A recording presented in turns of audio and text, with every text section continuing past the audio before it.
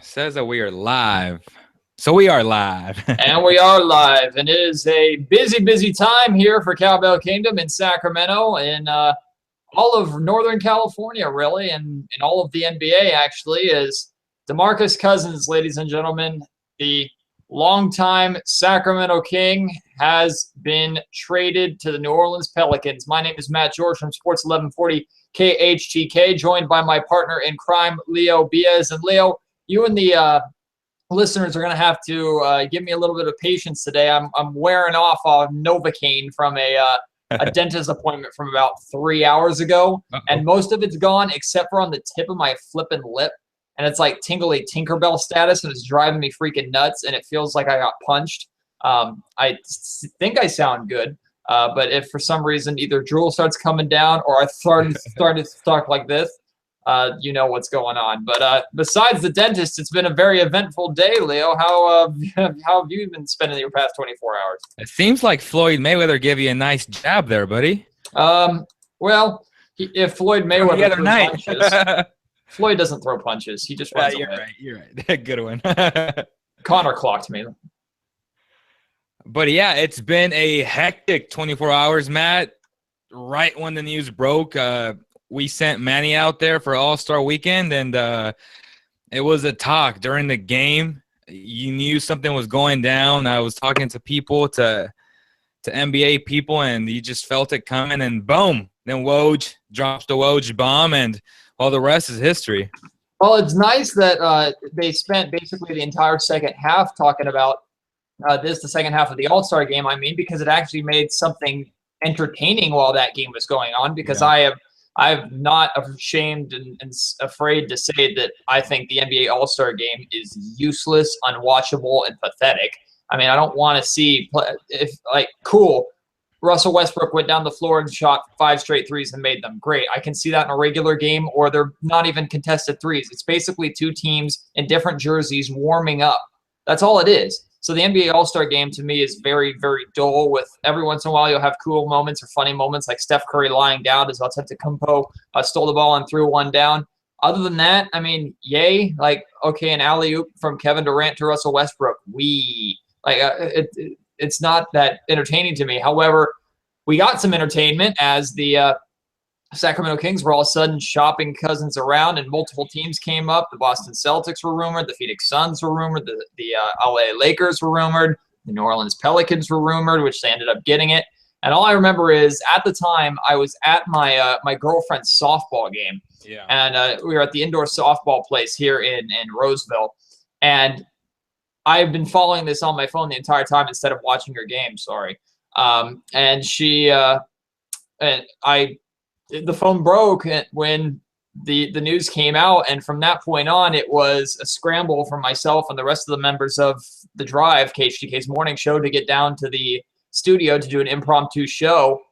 But in the grand scheme of things, Leo, it's just something that I don't think it's set in yet, and I don't think it will until Thursday night when we walk into the Kings locker room and walk into that arena and we see an empty locker or a different name above where we expect to see Cousins. Absolutely, man. I just can't wait for Thursday.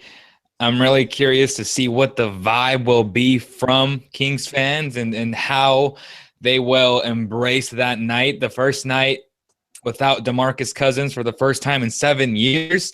You have a new guy in Buddy Hield, who was an exceptional player in college, and expect his numbers to go up with the Kings, because he's a guy who can put the ball in the hole, and I expect that from him. I'm expecting no less than 15 points a night from the guy.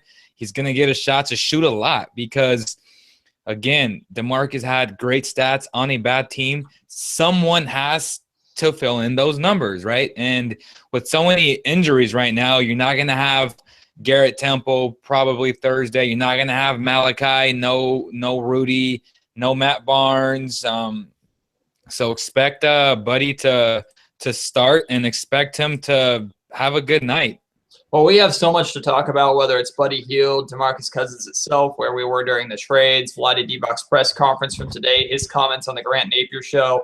It's just been a chaotic. It hasn't even been 24 hours yet, and it feels like it's just been nonstop reaction. And Sacramento really is recovering and trying to figure out, okay, it's finally happened. Now what? And the first thing I tweeted out, and one of the first things I talked about is I took a positive stance on this trade because I don't deny DeMarcus Cousins' talent. In fact, I commend him for how good he is, and I recognize him as the best big man in the NBA. I've said it multiple times. I don't think there's an argument for it. As of right now, he's the best big man in the NBA. Now, Karl-Anthony Towns, Anthony Davis, Joel Embiid, Jahlil Okafor, these guys are names that potentially could get to that point or contest him at one point in time. But as of right now, DeMarcus Cousins, whether it's stats, pure dominance, and skill set, he's the best big man in the league. That being said, 7 years, guys. 7 years of the same thing. And I think people love to look at stats, and what's the number one stat they look at? His scoring totals. And I totally get that. I understand. He's fourth in the NBA right now, Leo, in points per game. The dude can score, and he can do it as good as anybody can. He's a dominant scorer and a phenomenal player. Yes, but sir. Here's the most telling stat, which was provided by Jason Ross from KHTK. He posted the Kings' winning percentage with DeMarcus Cousins and the Kings' winning percentage without DeMarcus Cousins. Now, their win percentage with DeMarcus Cousins was obviously higher. It was around 35%. I think the losing percentage was around 26, 27%. But the telling stat was this is what it amounted to. With DeMarcus Cousins, the Kings were on pace for 29 wins a season. That was their average. Without DeMarcus Cousins, they're on pace for 20 wins a season. DeMarcus Cousins, as good, as dominant, as phenomenal, as talented, as incredible as he is, statistically, over his entire career as a Sacramento King, amounts for an average of only 9 wins. That is not good enough. And believe me, other teams see that, which is why I firmly believe that they weren't ever going to get equal value for him, at least right now. Yeah, and there's a lot of people commenting right now on the live cast, and the biggest thing that I wanted to address today on the show was the comments Vlade made earlier with the media scrum, which I was not a part of today, and I wish I was there because I firmly believe that I would have clarified and I would have asked that follow-up question to Vlade. But when I watched it myself, I knew that people were going to misconstrue his words, take it because that's the easiest thing to do because negativity sells, right? And that's the first thing that everyone took, like they ran with that quote as opposed to, and let's be honest, I'm Hispanic and I know that there is a language barrier at times, and Vlade being European, he doesn't articulate the best. And when you're around so many people in your face, not to make excuses for the guy, but come on, they should have asked a follow-up question just like Grant Napier and Doug Christie did today. They asked him multiple times, Vlade, is this what you want to say? And I knew from the start that his words were misconstrued just from the fact that after that, he said, ask that agent, and he smirked. So to me, I felt like Vlade was saying nothing wrong, but then everyone else was like, oh my God, you're so, dumb. And in terms of why would you say that? And why would you say you had a better deal? He never had a good deal, or he never had that deal. Vlade had how can I say this? A make-believe proposition, just pretty much like small talk where someone offers you something, an offer. It was an offer. It wasn't an actual deal on the table. And there was just, to me, it was a miscommunication, and it sucks because there was no one there as opposed to clarifying that. They ran with it, and, it made Vlade look bad, and I don't appreciate that. Well, let me cut in on you really quick because I want to kind of reiterate what you said because a lot of what you said was true.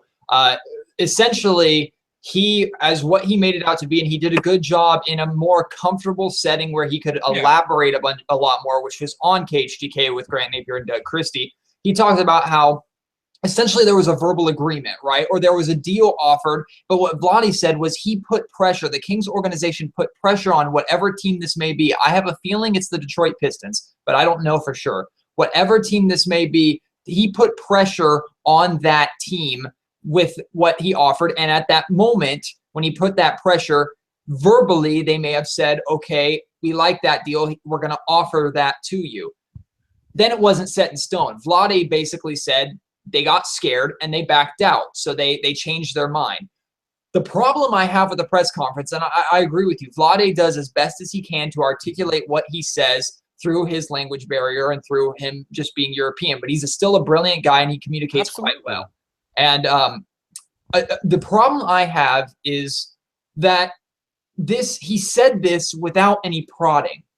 And I think if you watch the video and you watch his face, you can see the hesitation when he says it. And then he realizes, well, I can't go back on this. So he has to kind of roll with it. And he said it initially because you could see where it pops into his brain where it was like, okay, this is a justifiable reason for me, but not a justifiable reason for the media. And I know the media can spin this any way they want. And but it came out wrong.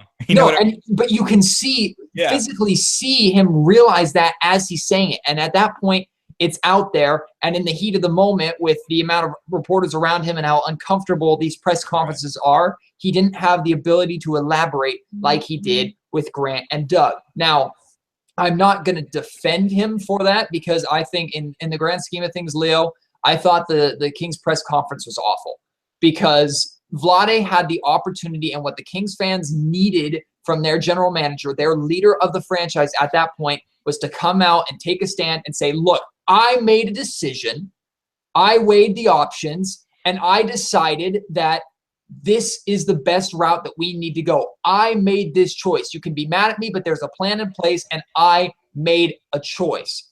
I believe this is, and he reiterated that, but he didn't deliver it very strong, you know? And then he hurt himself by saying, oh, I still think there's a chance that we can make the play. No, you don't. Stop trying to fool yourself. Just come out and be honest because we know the Kings, as of right now, are towing the line between being on the cusp of the playoffs and losing their draft pick. Yeah. So you had to make a choice. Either go for the playoffs or try and keep the draft pick. Clearly, you've tried to keep the draft pick, which I think is the right decision. Just come out with that and say there's a plan in place and this is the decision we made. And suddenly, even if I don't like the trade as a fan, I have more respect because finally, Leo, the Sacramento Kings front office made a decision. But he did say that on the Grant and Doug show today. He articulated that he pretty much said, I don't want to tank, but if they make the playoffs, I'm okay with it. And we all know they won't make the playoffs because he hit the reset button and that's okay. He was trying to be politically correct. And I just felt like everything he said in the initial conference was just bad. And I think the questions were bad. And I know it's for colleagues and stuff, but I just felt like it was bad just all the way around. It was hard to watch it. And you know, I had a huge excuse to why I didn't go. But just watching it, I was like, oh my gosh, it was a lose-lose for both. I felt like Vlade didn't articulate what he wanted to say until he felt comfortable with Grant and Doug. Right. And, you know, it helped. And I'm glad that he clarified that. And it was very interesting what he said about agents and how they went behind his back. And, you know, people want to bring up how he betrayed DeMarcus because he said that he wasn't going to trade him. But ridiculous. I mean, it happens in pro sports, guys. Ridiculous. It's really not that big of a deal. You got to get over that. You had agents going behind his back and pretty much trying to twist that. And agents are liars. It's the business. Mm-hmm. Being an agent, man, it's clear cut. Like, you have to get the job done no matter what because you're trying to get paid. You want your client to get the most money. And at the end of the day, that's what it comes down for agents. Money. They're money hungry and they'll do anything. And of course, people are going to be mad. Oh, loyalty. Look it. DeMarcus Cousins was going to get paid about $40 million more if the Kings offered him that designated deal. And that hurts his pockets, man.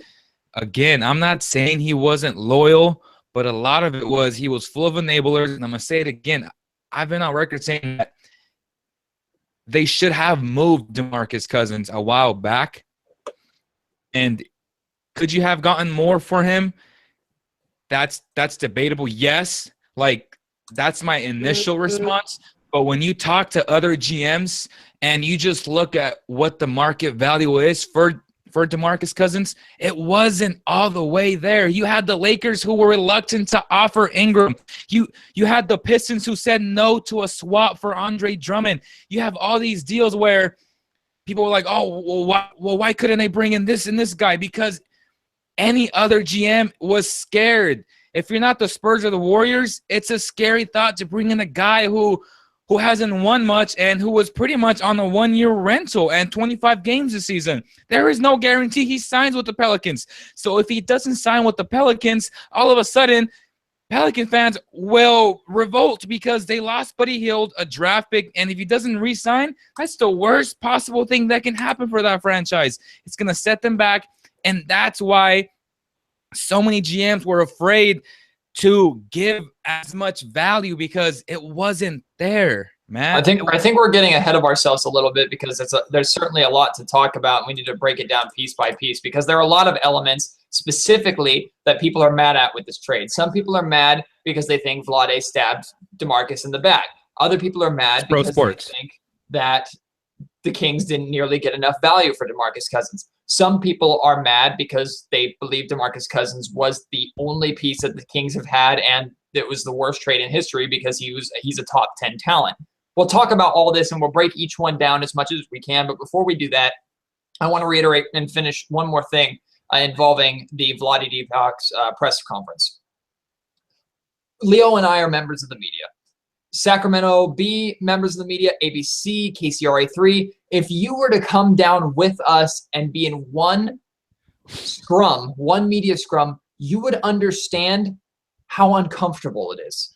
Your back is to a wall and you are surrounded by cameras and people that have there's zero thought for your personal space in a media scrum. Personal space does not exist. You cannot spread your arms out. You can barely move. Your arms are either behind your back or at your sides because there is someone on each shoulder all the way around you.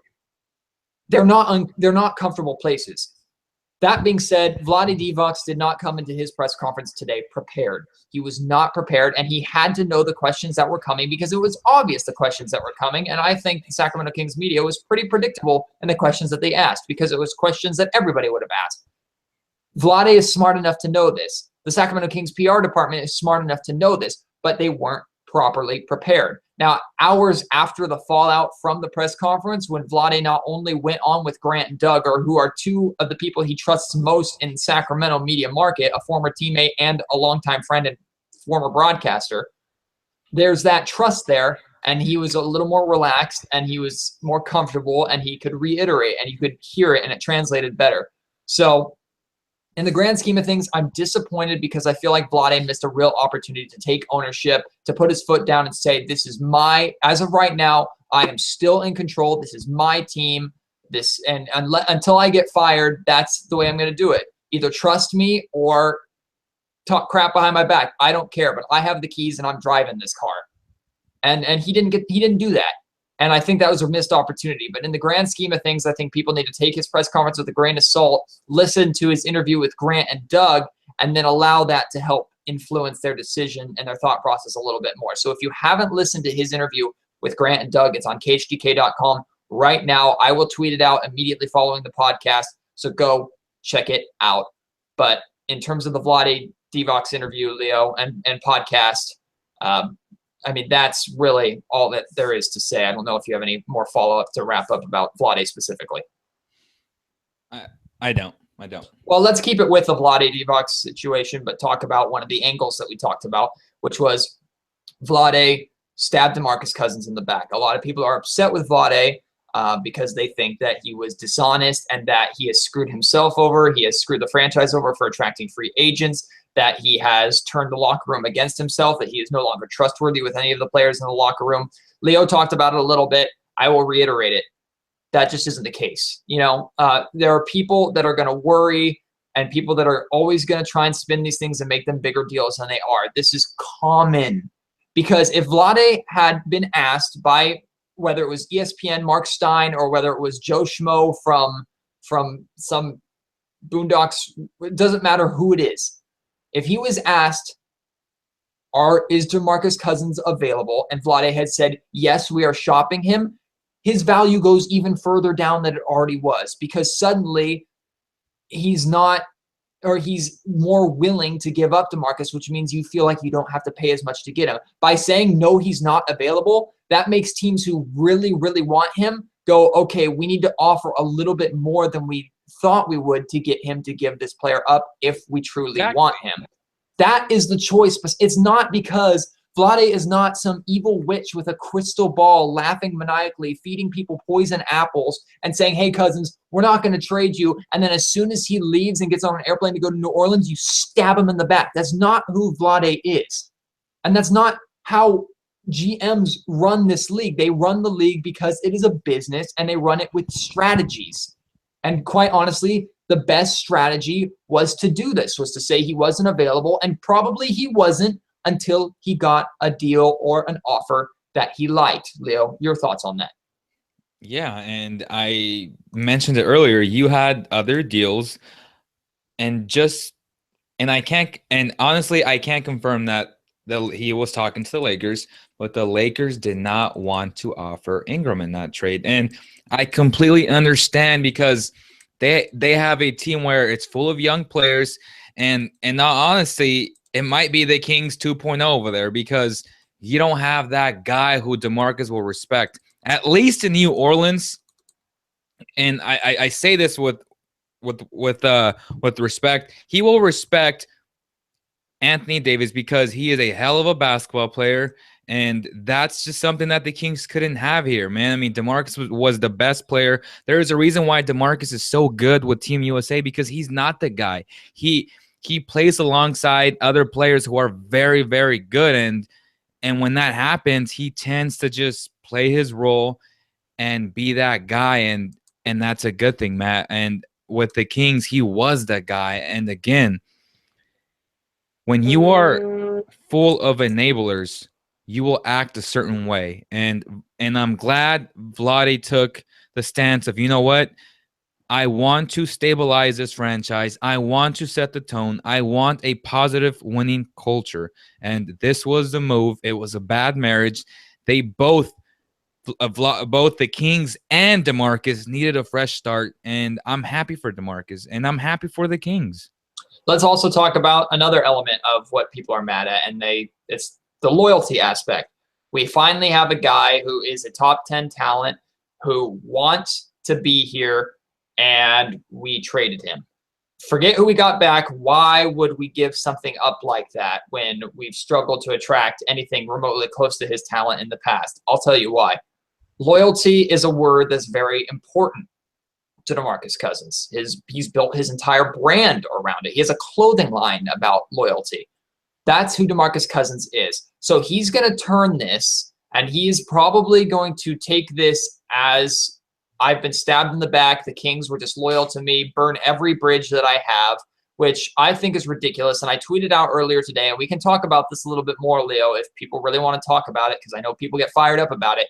But for people who believe that DeMarcus Cousins is a victim, and if DeMarcus Cousins believes that he is a victim, he is naive. It's a joke. They are absolutely naive. DeMarcus Cousins is in no way, shape, or form a victim. He is still going to get a massive contract no matter where he ends up in the next couple of years. He is everything that has happened to DeMarcus Cousins has been somehow influenced by DeMarcus Cousins, whether it's relationships with players, coaches, or officials. He has had an element of that. Backtrack really quick, talking about loyalty to the city. The DeMarcus Cousins agents and his camp for years were trying to convince him to get the hell out of Sacramento for years, and he chose to stay. Now that's loyalty, and I will give him that. However, suddenly, when this collective bargaining agreement, stamps, man. I know, but suddenly, hear me out. Suddenly, when the collective bargaining agreement changed, and DeMarcus could earn more money for staying here, suddenly DeMarcus's camp wants him to stay here, and they're blindsided by this trade. that tells you what the centerpiece of this loyalty was.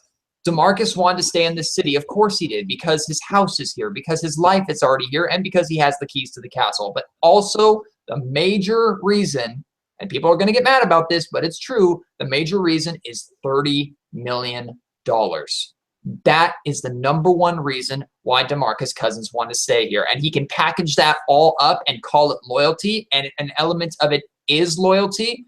But don't kid yourselves like DeMarcus Cousins is a victim and that he wanted to stay here to play with the Sacramento Kings because he loves the name on the front of the jersey more than he loves the $30 million paycheck that would come along with it. If you believe that, I'm sorry. I appreciate your interest in the good person that DeMarcus Cousins is, because he is a good person, but that is just not realistic. Yeah, and the biggest joke to me, and this is the first time that I'm on record saying it, was the day that he said, I am battling with my own demons, and he was referring to the referee, saying that he can't be himself. And by that, I was like, yeah, you shouldn't be a guy who acts inappropriately, who doesn't act like a true leader on the floor. That's not acceptable, DeMarcus. Like, if that's who you are and you're getting in trouble for it, yeah, you're causing that to yourself. Stop acting like the victim. And trust me, Vlade and ownership and the entire organization, they were fully aware of these type of comments. Like, do you not realize that you're at fault because of why you got suspended? Don't blame other people for your mistakes. And that's unacceptable. That's not accepting and embracing the role of a leader. You messed up, own up to it. And that's something that he never really did, Matt. And I know, he's gotten better over the years. What has he gotten better at? He's leading the NBA in technical fouls at 17. And that was before the All-Star break. Where has he gotten better? Tell me. And the fact that Dave Yeager would constantly defend him saying, well, he's getting better. It was a robotic response every time he got in trouble. And, the lowdown brought that up. And I agree 100%. Like, just own up to it and say he needs to get better, because if not, we won't go anywhere. And again, I applaud Vlade for taking the stance. He wants to set a good example for the younger players to tell them this is not acceptable. We want to set a positive culture, and this was the way to go. And that fuels into the third and final gripe that Kings fans have with this trade, which is, I may be okay with DeMarcus Cousins being traded. I may recognize that it's the best thing that could have happened for both parties, but the Kings didn't get enough. And a lot of people are blaming the front office for this. You look at comments. I saw a comment about 2 or 3 minutes ago, Leo, that said, Matt and Leo, the problem is we've moved on from DeMarcus Cousins. The problem now is the front office. First off, no, you haven't moved on from DeMarcus Cousins, because the Kings haven't played a single game yet without DeMarcus Cousins as a member of their active roster. So slow down. He's not just gone, poof, he's done, and you're over it, because it's going to take a while for this entire organization to get over the one stable piece that they've had for the past 7 years. Sidetrack really quick. Ben McLemore is now the longest tenured Sacramento King. Let that sink in for a second. Okay, back on the path. DeMarcus Cousins' trade value is a very, very difficult issue, and unfortunately, the Sacramento Kings front office is going to take the brunt of that. Now, Carmichael Dave was very adamant in saying that he thought that the Sacramento Kings rushed into a decision, and that very well may be the case. However, based off of Vlade's comments, based off of the reports by Woj, based off of reports by multiple league sources, and just based off of what you and I know and all of us know about DeMarcus Cousins' character, teams are, like you said, Leo, and like Vlade said, they are scared to take someone like that on for 2 reasons. 1, his attitude. 2, his paycheck. Yeah. And teams are not, and his contract. 2, teams are not willing to take that risk. It's not like the Sacramento Kings were just putting him out there and saying, hey, best offer, sold. The Lakers expressed interest. The Kings said, we want Brandon Ingram. They said no. The Boston Celtics expressed interest. The Kings said, well, we want this. Boston said no, and they backed out. The New Orleans Pelicans were interested. The Kings said, we want this. The Pelicans countered. and the Kings said yes. Ultimately, Buddy Hield, a young, potentially talented or very good player, and a middle of the road at best 8, 9, 10 pick in the lottery, that was the best that you were going to get for DeMarcus Cousins. I haven't heard anything yet about the straight up Drummond for DeMarcus Cousins trade. I think a pick was involved in that deal as well. I have not heard anything beyond that was a rumored to be offered. I believe in my heart, based off of Vlade's comments, that that was the team that got scared and backed out. We don't know that for sure. But yes, that as of right now, out of all the offers that we're talking about, that's the best one in my opinion. But ultimately, it didn't happen because one team backed out or someone chose not to do it. So the Kings cannot, it's not NBA 2K, people. The Kings cannot just force a trade to happen. They have to convince and talk and work it out with the other side. And ultimately, if Vlade says this is the best that they can get, I think we owe him the trust of this was the best they were going to get. It's not realistic to think they were going to get an all-star for him, even if that's what he's worth. Yeah, and Drummond is signed long-term. So if I'm the Pistons, am I really going to take on DeMarcus knowing that he might not sign a year and a half from now, Matt, and knowing that I have a star big man on our team? Yeah, he's not better than DeMarcus Cousins, but I know he's here for the long run because I have him locked up for 4 or 5 years. DeMarcus Cousins, it's no guarantee. And when you're the Pistons and a team that is not named the Spurs and the Warriors as of late, you're scared because you're in a position where, okay, this guy hasn't proven to really be that leader, to be that guy, and how much different will it be if I put him on my team?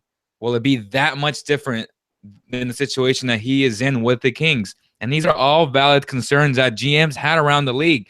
And I've spoken to a lot of people. That was the biggest concern. And the fact, again, if they would have re-signed him to the $209 million, I believe they had to wait a year to even remotely start, trying to trade him.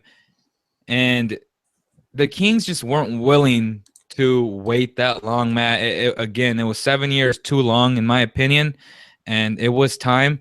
Yeah, they could have gotten more value the year before and last year, but they didn't pull the trigger last year, man. I mean, you got to get what you got to get, and they got what they got, and you just have to roll with it. And a valid question that I posed in my column was, are you a DeMarcus Cousins fan or are you a Kings fan?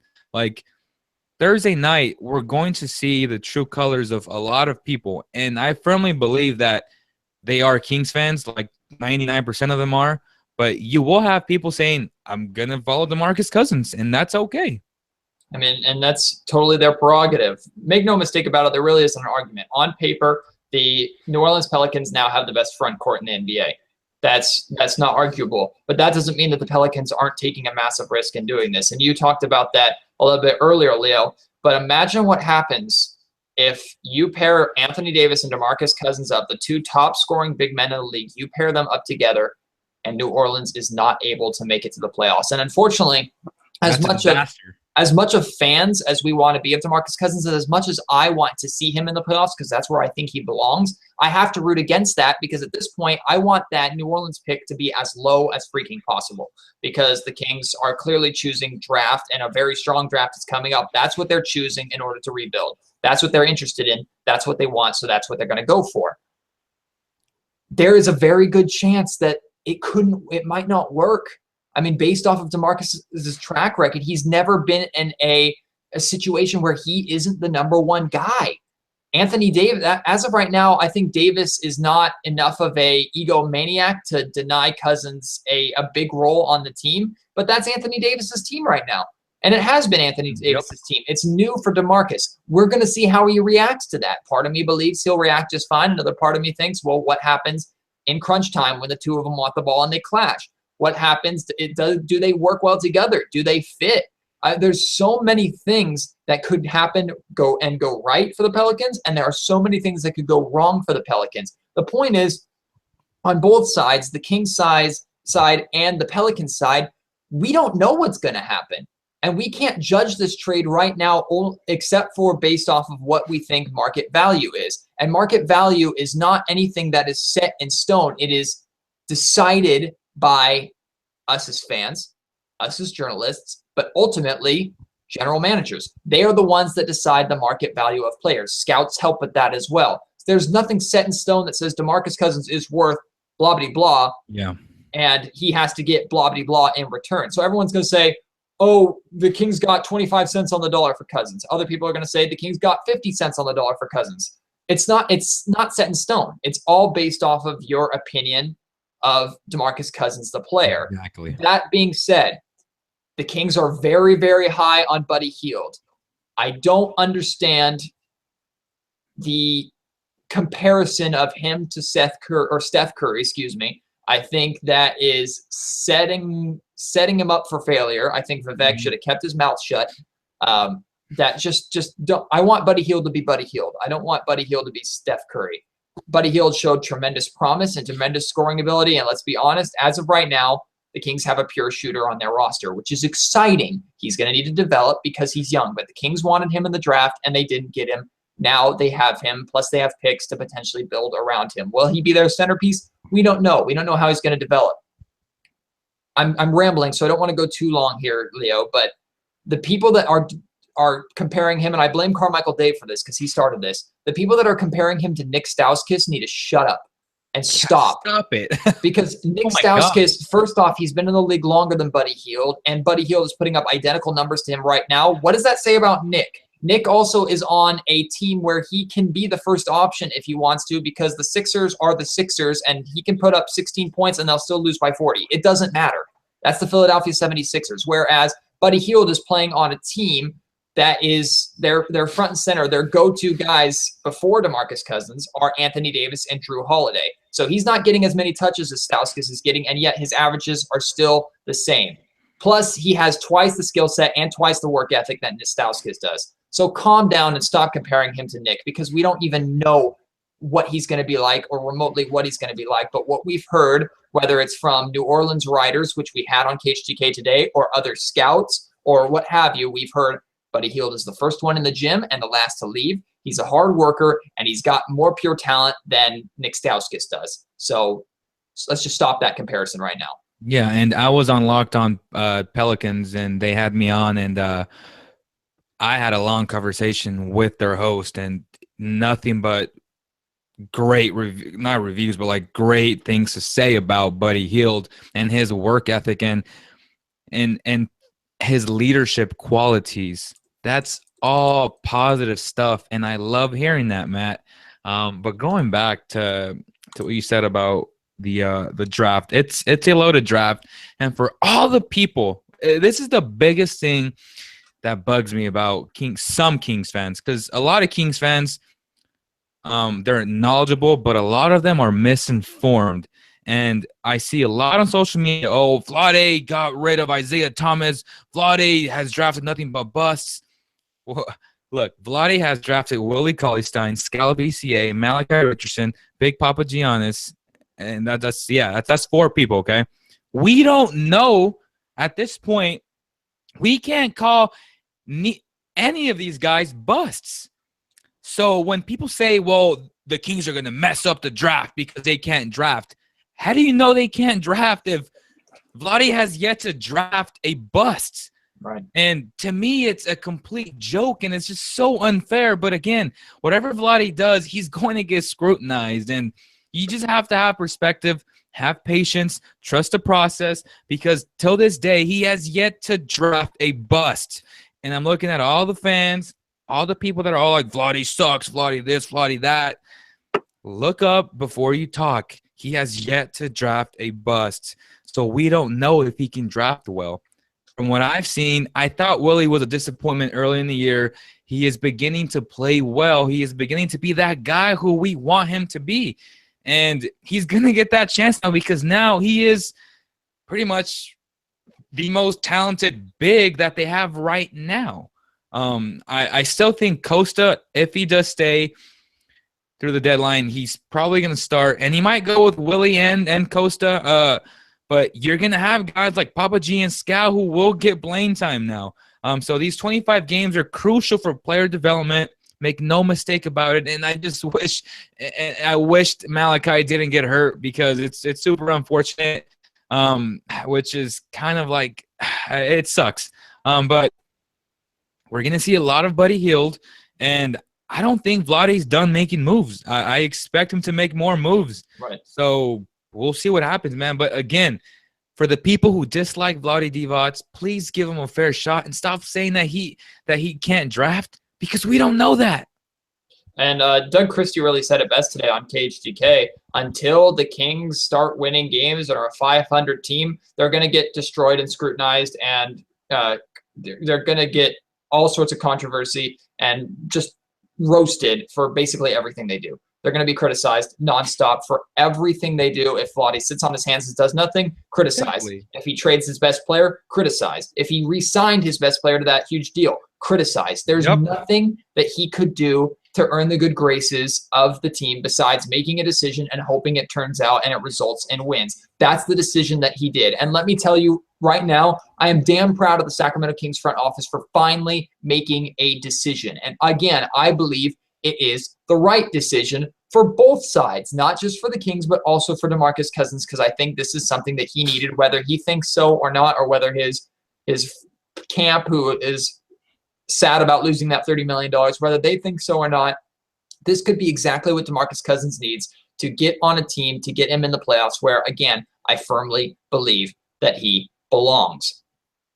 Again, going back to Buddy Hield, the guy is young. He's 23 years old. People think, for some reason, want to say that that's older. And I don't understand the Kings fan that will rip and be upset with getting Buddy Hield, because what's the first thing they do? They go and they check the stat column, and what do they see? He averages 8 points a game. We're giving up a player who averages 27 points per game, and we're getting 8 points per game in return? Yeah, so if you see that, yeah, there's a big deficit. But yet you're the same person who's going to turn around and say, oh, well, why did they go out and stock and get another shooting guard when Bogdan Bogdanovic is going to come next year, as if he's going to be the savior? The guy has crazy talent, and he showed it at the Olympics. He hasn't played a single game in the NBA, people. And he can never have too many assets, Matt. The Kings have never seen this guy play at an NBA level against an NBA team once. So stop acting like he is the savior for the Kings and he's going to come in here and be the starting shooting guard or point guard or small forward or whatever that the Kings have needed and long desired. It's just not realistic, people. And it's just, I don't understand the thinking, and I don't understand the logic behind, okay, A plus B equals C and A plus C equals B, but A divided by C equals B. It's like, it's just, people's brains just go everywhere, and they don't tie up loose ends, and they don't comprehend that things don't just work and don't just happen. That's not how it works. And it's frustrating because we're not just preaching to them, we're also preaching to ourselves in a way. Because, of course, you and I would agree, well, if only the Kings had gone out and traded for LeBron James. I mean, that would have been easier. Of course, everybody would want to do that. That's obviously the smart decision. You're not dumb in saying, oh, Andre Drummond right now is better than Buddy Hield. Duh. Everybody knows that. That doesn't make you an NBA scout. It just, things don't always work out that way. And the Kings had to make a move based off of what they think would work currently and for the future. Now, I am excited to go to Kings games from now on because I don't expect them to win very much, and that's going to turn a lot of people off. I get it. But now I'm going to get the chance to see the development of a young shooter. I'm going to get the chance to see Willie Cauley-Stein really play a good amount of minutes and see if he really can do this at the NBA level. We're going to get the chance to maybe see Papagiannis play some minutes, maybe Skal Labissière get some run. Again, it's sad that Malachi Richardson went out because this was a great opportunity for him as well. But now we're going to get to see really what these guys can do. Not to mention, hopefully, if the Kings can keep hold of that Chicago Bulls pick, they will have 2 lottery picks, hopefully, in a very loaded draft. So whether you like the direction the Kings are heading or not, they're finally heading in a direction. And that's different than what we could say 24 hours ago, Leo. They weren't heading in any kind of direction. They were continuously trying to hit their head against the same brick wall in the name of DeMarcus Cousins, not in the name of team development. And now they've made a decision to switch that.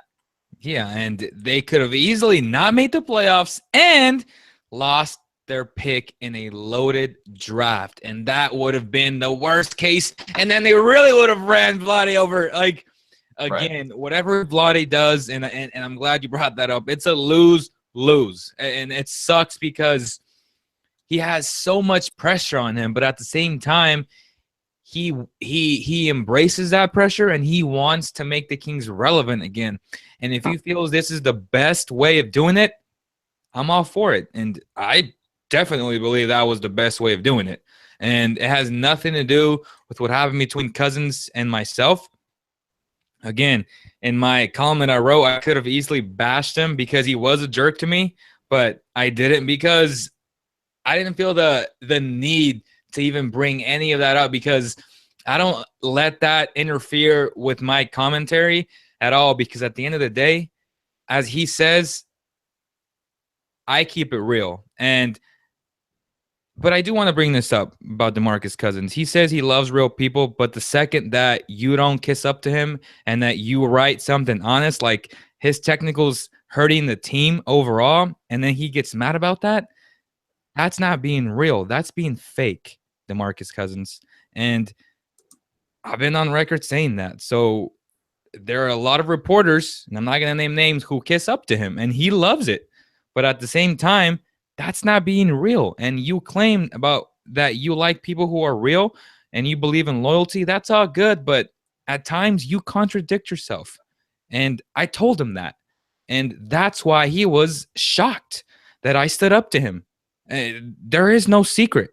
And obviously I'm not Grant Napier, but the second that this trade went down, Grant pretty much said the dark cloud is gone. And that's how a lot of people feel. DeMarcus Cousins is a great human being. I will never deny that. But just because he did all these great things in the community did not give him a right to treat certain people like trash. And that's what he did. And a lot of people can testify to that, Matt. We want to let you know that if you are looking for some really good and affordable tires, visit Valley Tire Center in Woodland, California. You got Cooper tires, Toyo tires, or all other brands. They have them all at very good prices. Also, they will rotate or balance your tires for free. Listen to this. They will do it for free if you mention the CK Special and if you download their free mobile app. That's it. That's all you have to do is just mention CK Special and download the app, and they will do it for free. Go take advantage of this amazing deal because this offer is only valid until March 1st. And that's coming up quick, people. February is a short month. March 1st is coming up, what is that, 9 days from now? Holy moly. You got 9 days to get down there and take advantage of that phenomenal deal. So thank you to them for sponsoring the Cowbell Kingdom podcast, Leo. It's hard to find a right answer at this point because the answer is right now there isn't a right answer because we don't know. And that's the hardest thing for people to accept is people want results. And I get that. And if Vlade had a crystal ball and he could look into the future and see what moves he could make and where it would result in the Kings, he would base all of his decisions off of that. If he looked into a crystal ball and saw that this trade would be a disaster for the Kings, he wouldn't have done it. If he looked into the crystal ball and saw that trading DeMarcus Cousins would result in the Kings being a playoff team in 2 years and a legitimate title contender, he would have done this trade a year ago. This is how it works. And ultimately, whether you agree with the timing or the method or the pieces that the Kings got in return or not, the deal happened. It's the start of a new era. And like I said, finally, there are pieces in place and there is a plan in place. And whether they have to take another 2 steps back now by trading an all-star to hopefully get above a 30-win threshold and back on the path towards developing a playoff team, if this is what they need to do, bite the bullet right now to get me there, so be it. And as of right now, the Kings have made that decision, and this is what they believe is what they need to do. It's pretty clear that Vivek and Vlade, who are both big fans of DeMarcus Cousins, really seem to have seen no better option. I mean, what more could they have done, Leo, besides offering this guy a massive contract and essentially committing to him for at least another year with a huge amount of your salary cap taken away and not knowing if anything was going to change? I mean, they had to make a choice and they made one, and I commend them for it. Yeah, and I did needed to get worse before they got better. And as I stated in my column, I said, your goal should not be to make the playoffs. Your goal needs to be to win a championship. And I never saw the Kings being more than an 8 seed with DeMarcus, not because he's not capable of leading his team, but because of the pieces of ex-management and the bad decisions that they made and how the roster was constructed. I just didn't see how they would be an upper echelon team in the NBA, in the Western Conference. That's why. It's not that DeMarcus isn't capable of being that guy. It's just that it wasn't going to happen in Sacramento. It was a bad marriage. They both needed fresh starts. I've seen a lot of national people say that this was a mistake for the Pelicans. I had Jay Williams, who has over 1 million followers. You had guys from NBA TV say that. So honestly, I see it as a big risk because we don't know. It's not set in stone that the Pelicans make the playoffs. And I tell you what, if that team does not make the playoffs after making this move, it's a disaster of a move, because then why would DeMarcus want to sign there? And also, what does that say about DeMarcus, the player, that he was put in a situation to where there's not an excuse for him? Exactly. He has the pieces. He has his homie from Kentucky right there next to him to make the playoff run. They have to beat out the Blazers, which they're better than, the Kings, which they're better than, and the Denver Nuggets, which they're better than. And the Nuggets are already saying that they want to trade 2 of their major pieces in Wilson Chandler and Gallinari. This team should be a ticket for that 8th spot. I believe they will make it. I don't want them to, because again, I want the Kings pick, or that Pelicans pick, to be as low as possible. But I believe they're going to make it. Whether they get swept or beat the Warriors 1 game or lose or what have you in the playoffs, that doesn't matter at that point. The goal is just for DeMarcus and the Pelicans to get there. That'll probably affect potentially his future with the Pelicans if they decide to try and re-sign him, hold on to him, what have you. That's all in the future. And quite honestly, the Kings don't have to worry about that, and we as fans shouldn't have to worry about that because it's not our problem. It's just not. It's not our problem anymore. And I think that's refreshing. And I think that's refreshing for the entire Sacramento Kings front office, Leo. DeMarcus Cousins, as good of a player as he is, and he is such a good player, and I have to reiterate this every time so that Cousins lovers don't come biting at my face, they don't have to deal with it anymore. They can focus on trying to build something new and trying something different. A 7-year marriage is over. It ended a little more messy than I think people would have wanted it to end. But things can't get better unless you recognize there's a problem. DeMarcus Cousins isn't necessarily the full problem. I think the full problem is that DeMarcus Cousins and the Kings haven't worked. So the Kings go in their direction, Cousins goes in his. Best case scenario, and what I sincerely hope, is whatever team DeMarcus Cousins lands on or ends up on, if it's in the West, I hope he plays the Kings in the Western Conference Finals a couple of years from now. Or if he's in the East, I hope the Kings meet him in the NBA Finals. That's the best case scenario for both, and genuinely, you can root for that. It's okay to root for that. It's okay to want him to be successful. But these are the things that franchises need to do. And everybody's going to bring up, and I'm guilty of this too, everybody's going to bring up the Warriors traded Monte Ellis, and that's what got their franchise back on track to now being the best team, one of the best teams in NBA history. Teams before have had to break things up before they've gotten better. You've seen it 100 times in the NBA. Doesn't mean it's going to work for the Kings. It could end up being a disaster, but at least a move is finally being made. Yeah, and I'm reading the comments, and they're saying that you're very inspirational, Matt. Props to you, my man. No. Um, and Fine. You yeah, want me to be inspirational? Here we go. The Kings are going to win only 2 more games for the rest of the season. Somehow they're going to lose their pick to the Philadelphia 76ers. The Chicago Bulls are going to steal it away. They're going to draft a bust, and then we're going to be Kings. boom, boom. Yay, But in Kings fans. reality, man, this upcoming draft, it's a draft to salivate over, man. I mean, you have so many talented players, so many talented guards coming out that, in my opinion, will make an immediate impact. And that is something that's refreshing.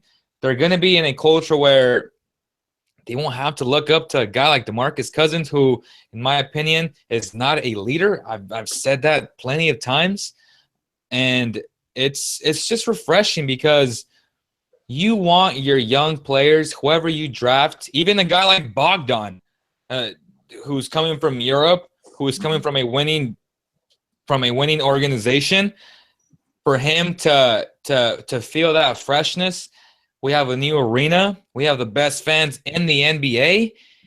It doesn't get any better than that. The Kings will have a nice young nucleus to work with, similar to the Sixers, to the T-Wolves, to the Lakers. Obviously, nothing is set in stone as far as which guy is which. You have Buddy Hield, which you can't disregard. He was a top 6 pick in last year's draft. Yes, he's 23 years old, but he's a rookie, man. And after talking to lots of Pelicans people, they think he can be a star in this league. And the issue with him is that he hit a rookie wall. He was playing very well, I believe, in December. And with so many games, he's not used to it. Every rookie hits that rookie wall, Matt. And I'm just excited because in these last 25 games, he will have the green light to put up massive shots, and those shots might turn into a lot of points. And then all of a sudden the excitement is back, and then now you got Buddy Hield. And again, let's just wait and watch it, how it plays out. Watch for Scal, Big Papa to develop. For Willie Cauley-Stein, these 25 games for Willie will be crucial, and I just hope he takes fully advantage and he just runs with it, and he becomes that piece that we need, well, that the Kings need so bad, man. A lot of our commenters here want us to chat a little bit about pieces that the Sacramento Kings could potentially go out and get, or things that they could still get to add a little positivity to it. So yes, we'll move on from the DeMarcus conversation for the rest of this podcast, which isn't too much time left. But here's something that I tossed out and I was mulling about on Twitter, and it became a very complicated conversation because of the pick situations that the Sacramento Kings are going through. But here is a possibility. I posted the question, and I want to hear your guys' feedback. I would love to hear your feedback too, Leo. And for those audio listeners who are listening to this podcast after us doing it live, your feedback as well, please. The Sacramento Kings, would you rather them keep hold of as many picks as they can and go for as many young pieces in what is potentially a very loaded draft? Or would you rather them try and package those picks as best as they can to potentially trade up to get into the top 3 or the top 5 to make a run at a superstar like Alonzo Ball, or someone who's believed to be one of the superstars out of the draft? Think about that for a little bit, fans. Think about that for a little bit, Leo, while I bring this up. The DeMarcus Cousins move is not the checkmate move for the Kings. There are still moves that the Kings can be made. I know Darren Collison has been rumored. Whether he stays or whether he goes totally depends. He's valuable right now for teams. Like, I know the Cavaliers have been interested in him, but what are they really willing to give up? I know the Kings are going to want to stockpile young players and picks. That's pretty clear at this point. They're not going to want to take expiring contracts. They're not going to want to take veterans. They're going to want either a young player or somehow get a draft pick out of it.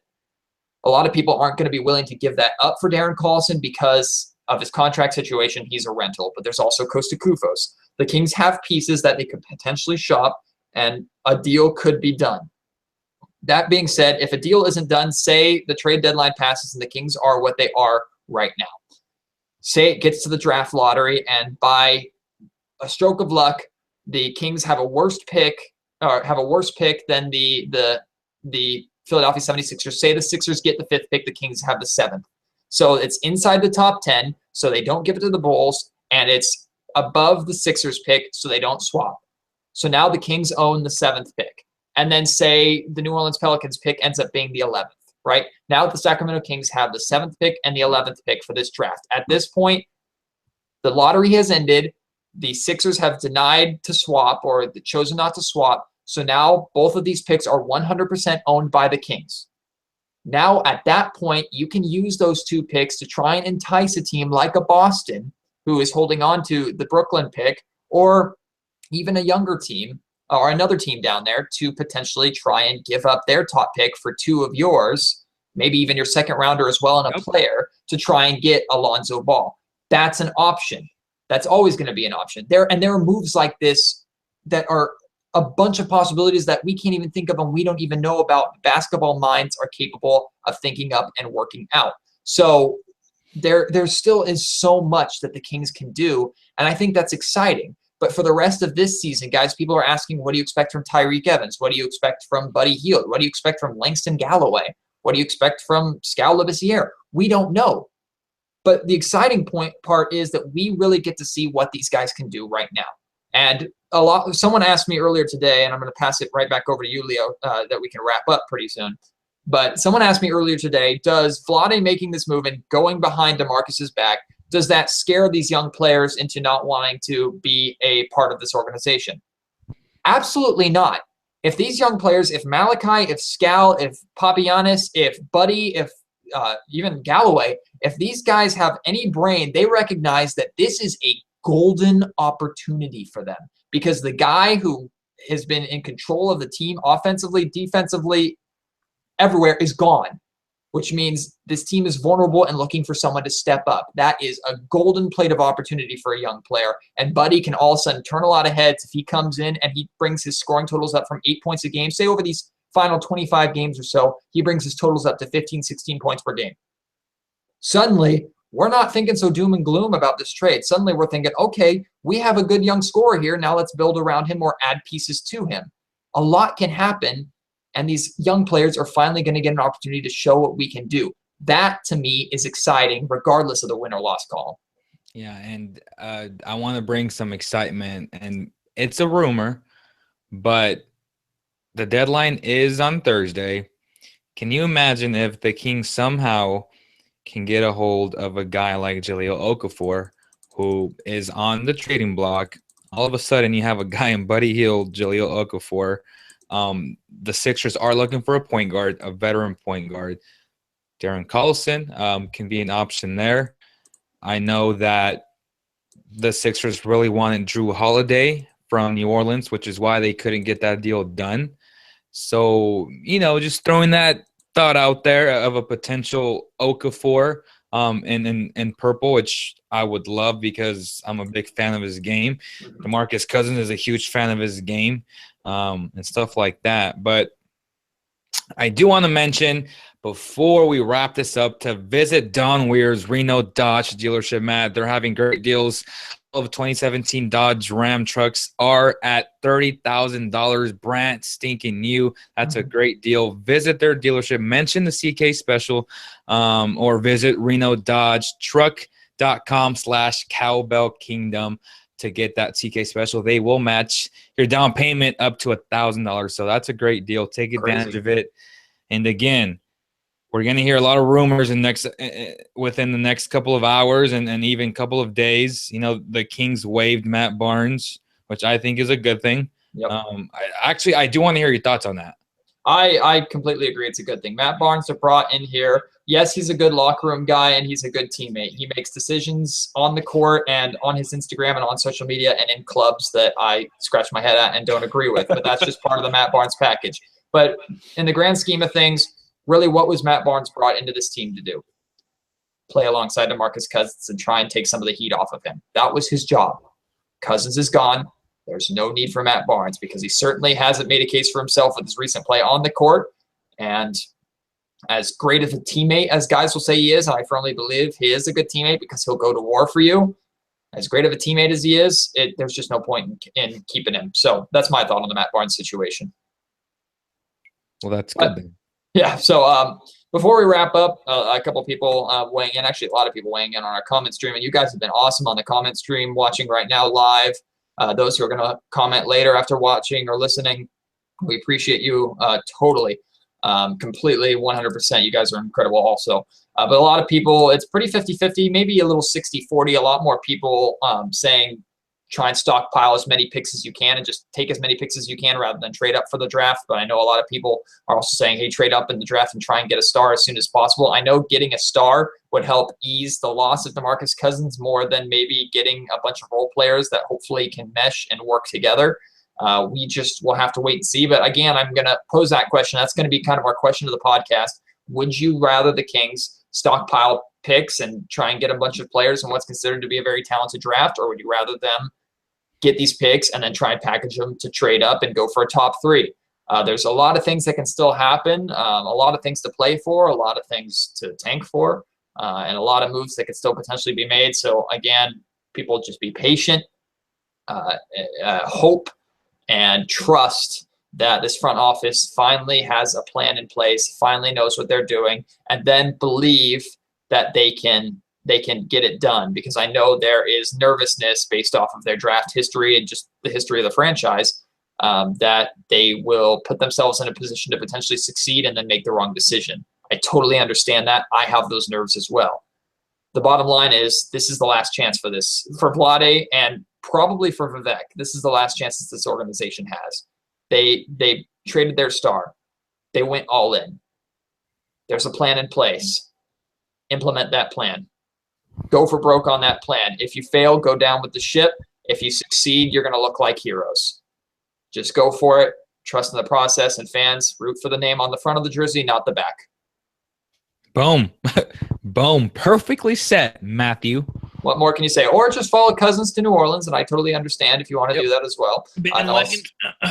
I mean, hell, I want to follow Omri Caspi to New Orleans. I'm a huge Omri Caspi supporter, and I wish him the best there as well. It's going to be sad not having him in the locker room. But again, Leo and I are going to be going to the game on Thursday. If you're going to the game, we would love to see you. Come up and see us. Or if you just want to go and sit there and sulk and watch these young players play, hopefully they can change your mind.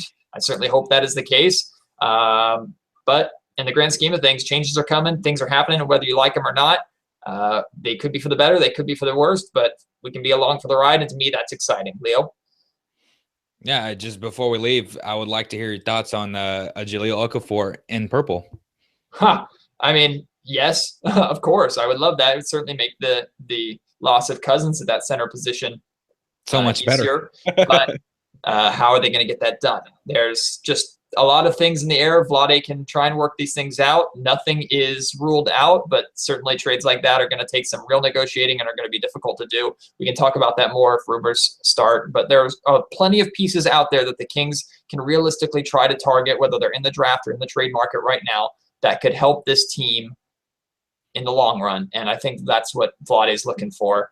And I think he'll have his targets set on specific guys and a specific player or a specific rebuild plan in mind.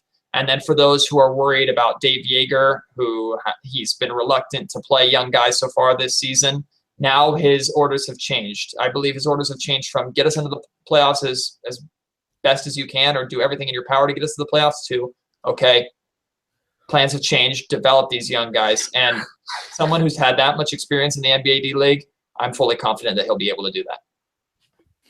Yeah, and let me see. Some final thoughts on our comment line. I do want to address Edward Brewington said, do you think the Kings are reflecting a guard-driven league? Yes, they are, because, well, that's just the way teams are going. I can't name one team right now who has a star big guy and that are successful. The Pelicans have two of them, so they're going to go for it. I said one, but two might get you an 8 seed, and to me that's still not good enough, but that's progress for the Pelicans, and, you know, I wish Cousins the best. I do. It's a fresh start. I hope he takes fully advantage of that, and he just embraces this new journey for him, man. Kings fans, we love you. We hope you see you at the Denver game on Thursday. If you want to go or watch it on TV, just join the conversation, become a part of it, comment on anything we talked about on this podcast. We'd love to hear from you. We at Cowbell Kingdom and at KHTK are going to do everything in our power to bring you the best coverage we can with these new guys coming in. I'm sure there's going to be plenty of media attention on Buddy Hield, Evans, Galloway, whoever, when they walk into that Kings locker room and suit up for the Kings for the first time on Thursday. Leo and I will definitely be there to try and get as much as we can for you, and we'll continue this conversation on as much as we can. We're all in this together, guys, so stay strong. We'll work together, and I'm excited to see where the future leads. But for tonight, just get a good night's sleep, because I think we all need it. For my partner Leo Biaz, my name is Matt George. Ready for bed. This has been the Cowbell Kingdom podcast. Thank you for listening on cowbellkingdom.com.